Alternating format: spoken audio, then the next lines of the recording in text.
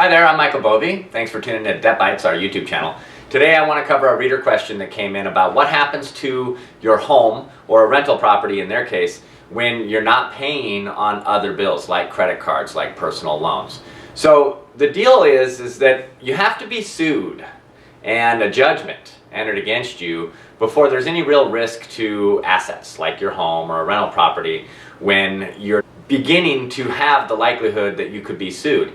But you can actually negotiate a settlement with your credit card banks, for example, long before you actually get sued or before an account is even ever placed with a collection attorney. So there are some very proactive things you can do to prevent any concern of how not paying your credit cards is going to affect your home. But let's assume for a moment that you cannot raise the money necessary in a short enough period of time before you get sued. Well, being sued is negotiable.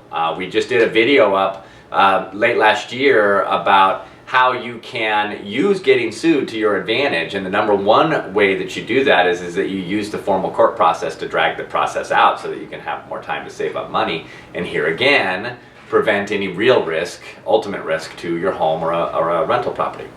If you end up getting sued and a judgment is entered against you, what can happen in a lot of states, most states, it's nearly automatic, is there's a lien that would get placed against your home. Anything that has your name attached to it, asset like that. If it's a rental property, for most of us it's going to be our personal residence.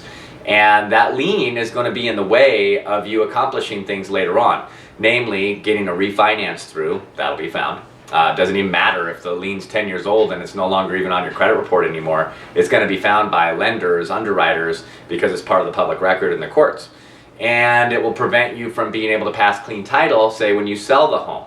So you're going to want to, usually, if you have the luxury of planning, is to, even after a judgment, you can negotiate a settlement and get at least some savings, and do that before you tip off a debt collector to the fact that you've got a hard pull for a refinance, or before you list your address and it shows up on the MLS.